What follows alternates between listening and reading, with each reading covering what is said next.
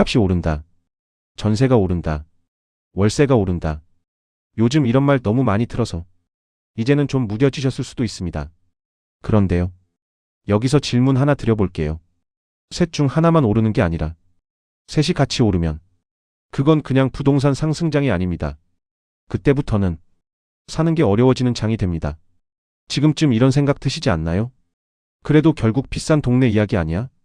그런데 뒤집어 보면 진실은 오히려 반대입니다.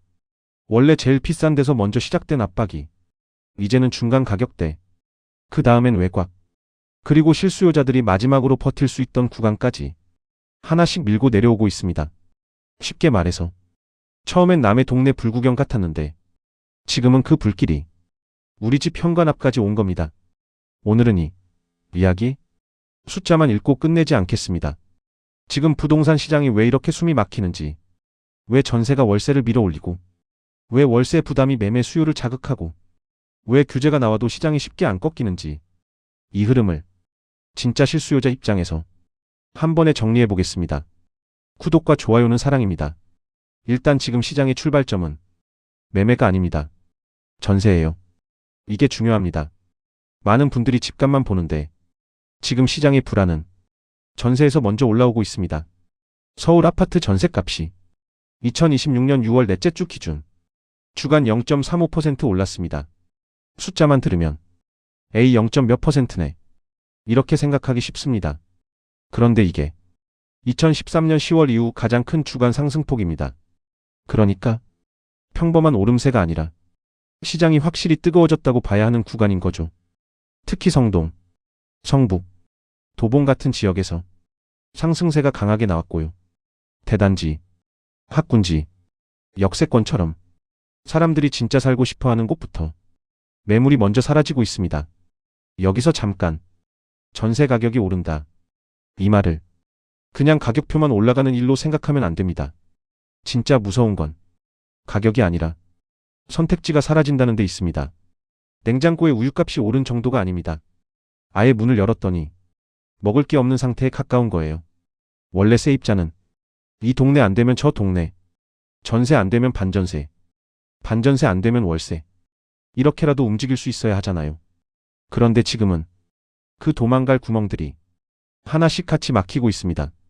실제로 2026년 5월 서울 아파트 전월세 거래 가운데 갱신계약 비중이 48.8%였습니다. 거의 두 집 중 한 집이 이사 대신 그냥 기존 집에 남았다는 뜻입니다. 왜 그랬을까요? 좋아서가 아니죠. 밖으로 나가보면 전세도 비싸고 월세도 비싸고 새 매물도 적으니까 차라리 여기서 버티자는 선택을 한 겁니다. 이건 굉장히 중요합니다. 사람들이 활발하게 이동하는 시장이 아니라 움직이고 싶어도 못 움직여서 눌러앉는 시장이라는 뜻이거든요. 쉽게 말해 배가 항구에 오래 머무는 게 바다가 잔잔해서가 아닙니다. 밖에 나가면 파도가 더 세니까 못 나가는 거예요. 실제로 서울 아파트 전세 매물은 지난해 말보다 줄었고 신규 임대차 계약도 많이 감소했습니다. 그러니까 지금 전세 시장은 가격이 오르는 시장이면서 동시에 매물이 마르는 시장입니다. 이 두 개가 같이 오면 세입자 입장에서는 체감이 훨씬 더 세집니다. 여기까지 들으셨다면 이런 생각 들지 않나요? 전세가 힘들면 그냥 월세로 가면 되는 거 아니야? 예전엔 그 말이 맞았습니다. 전세가 부담되면 월세, 월세가 부담되면 조금 외곽, 외곽이 부담되면 조금 기다리기, 이렇게 우회로가 있었어요. 그런데 지금은 전세도 오르고 월세도 오릅니다. 그러니까 왼쪽 문으로 나가도 비싸고 오른쪽 문으로 나가도 비싼 거예요. 엘리베이터가 고장나면 계단이라도 있으면 되는데 지금은 계단까지 막힌 느낌입니다. 이러면 사람들은 어떻게 하느냐? 원래 살던 집에서 어떻게든 더 버팁니다. 조금 더 내더라도 그냥 눌러 앉아요. 왜냐하면 이사 비용도 들고 새 동네 적응도 해야 하고 아이 학교 문제도 있고 가구 옮기고 중개 수수료 내고 보증금 더 올려줘야 하고 계산기를 두드려 보면 이사하는 게 더 손해라는 결론이 나오기 시작하는 거죠. 그러니까 지금 시장에서 갱신이 늘었다는 건 단순한 재계약 증가가 아닙니다. 세입자들이 선택해서 남은 게 아니라 밀려서 남은 겁니다. 이게 전세시장 불안의 핵심입니다. 그런데 이야기는 여기서 끝나지 않습니다. 전세가 없고 월세도 부담되면 결국 어떤 사람이 나오느냐? 아예 집을 사려고 하는 사람이 나옵니다. 원래는 전세로 몇 년 살면서 돈을 더 모으고 그 다음에 매매 시장으로 넘어가는 게 자연스러운 흐름이었죠. 그런데 지금은 그 중간 다리가 흔들립니다. 전세라는 다리가 불안하니까 아직 준비가 덜 된 사람들까지 매매 시장으로 밀려 들어가게 되는 겁니다. 여기서 질문 하나 더 드려볼게요. 왜 요즘은 강남만 오르는 게 아니라 도봉, 성북, 동대문 이런 곳들이 더 눈에 띄게 오를까요? 답은 간단합니다. 투자자만 움직이는 장이 아니라 살 집이 필요한 실수요자들이 감당 가능한 구간으로 밀려 들어가는 장이기 때문입니다. 서울 아파트 매매 가격은 6월 넷째 주에 0.30% 올랐고 강북권에서는 도봉 0.46%, 성북 0.41%, 동대문 0.38%처럼 비강남 지역의 상승이 두드러졌습니다. KB 기준으로도 6월 서울 아파트 매매 가격은 전월 대비 1.07% 상승했고 동대문, 성북, 광진, 강북 같은 지역이 상대적으로 더 강하게 올라왔습니다. 이걸 어떻게 이해하면 되느냐? 저는 이걸 지하철 출근 시간에 비유하고 싶어요. 처음엔 다들 편한 칸을 타려고 합니다. 그런데 사람이 몰리기 시작하면 제일 붐비는 칸 옆 칸으로 갑니다. 거기도 차면 그 다음 칸으로 밀립니다. 나중엔 문 닫히기 직전 틈만 보이면 몸을 밀어 넣게 되죠. 지금 부동산 시장이 딱 그 모습입니다. 제일 비싼 구간은 이미 너무 멀리 가버려서 못하고 그 옆 칸으로 사람들이 몰리고 거기도 차면 다시 옆으로 밀려납니다. 그래서 지금은 건강하게 고르게 오르는 시장이 아니라 버티지 못한 수요가 옆으로 번지는 시장입니다. 이것을 시작에 불과하죠. 왜냐하면 이 흐름은 한번 번지기 시작하면 생각보다 멀리 갑니다. 서울 안에서 끝나는 게 아니라 수도권으로 넘어갑니다. 강남이 부담되면 한강벨트, 한강벨트가 부담되면 서울 외곽, 서울 외곽이 부담되면 경기 동남권. 이런 식으로 수요가 가격대별로 밀려나는 겁니다. 그러다 보니 사람들은 늘 같은 말을 합니다. 지금이라도 들어가야 하나? 지금 안 사면 더 늦나? 네, 지금쯤 그런 생각하고 계실 겁니다. 그런데 더 길게 넓게 보면 그 조급함 자체가 지금 시장을 더 흔드는 연료가 되고 있습니다.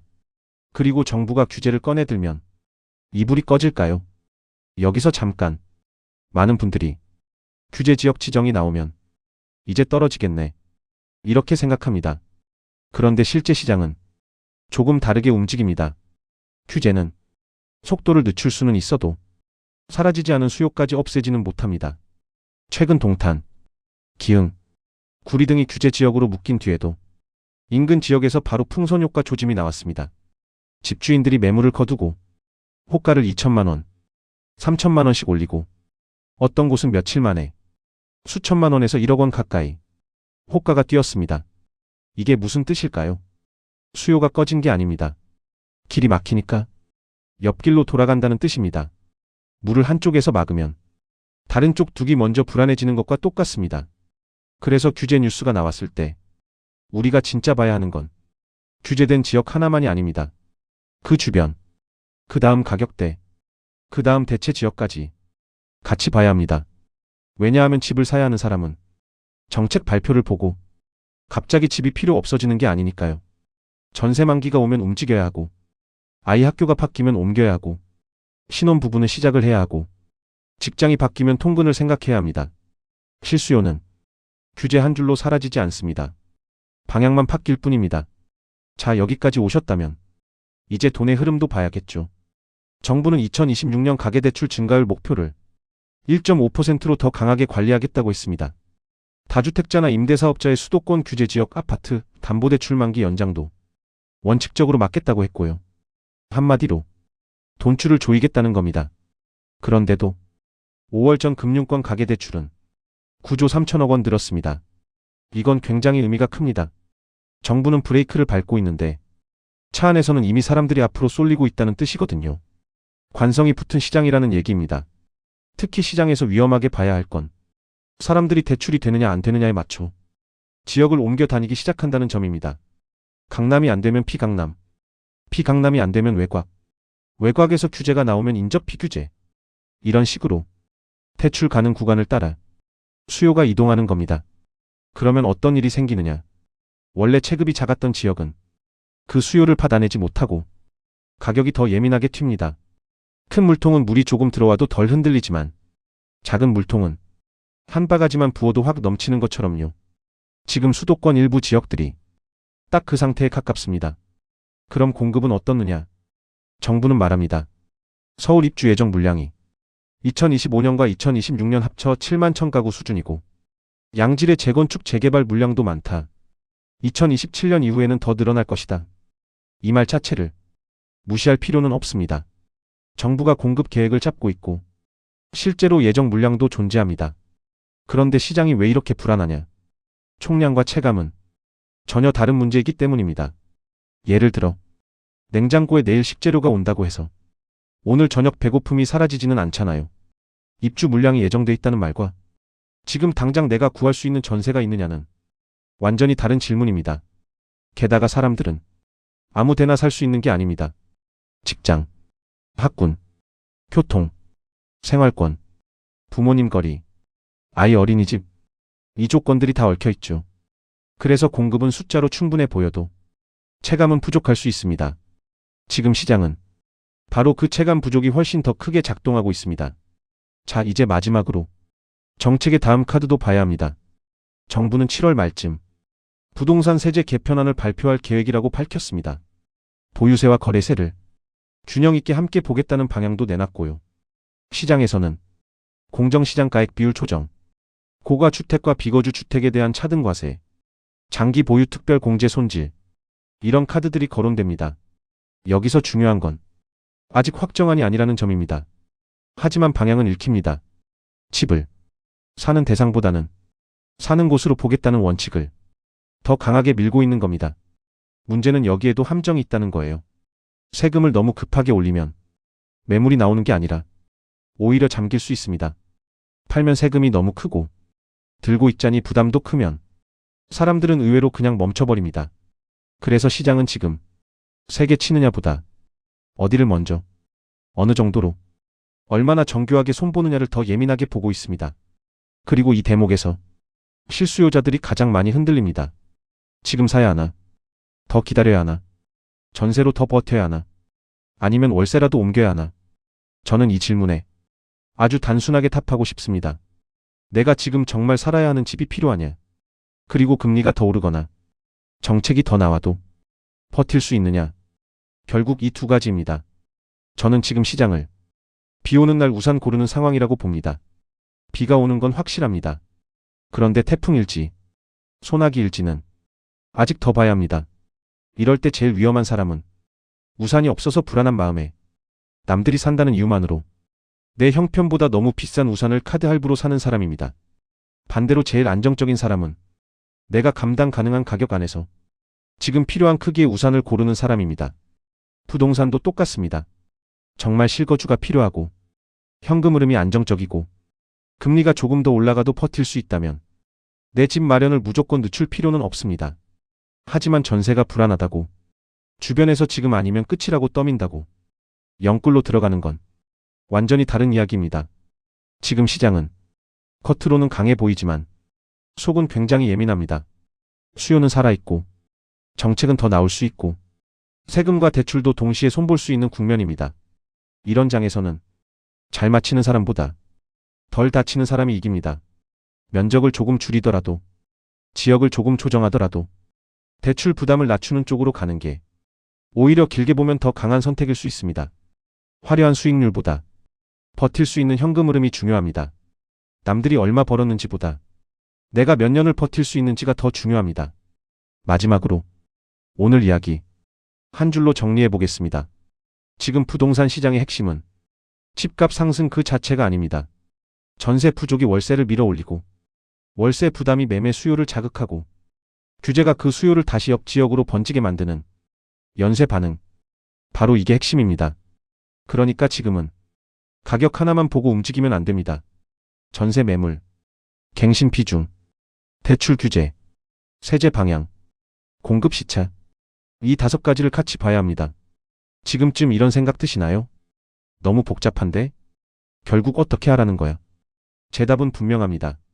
실수요자는 조급함보다 자금 계획을 먼저 보고, 기대감보다 버틸 힘을 먼저 보고, 뉴스 헤드라인보다 내 실제 거주 안정성을 먼저 봐야 합니다. 시장은 늘 가장 약한 고리부터 흔들립니다. 그리고 지금 그 약한 고리가 바로 전세 시장입니다.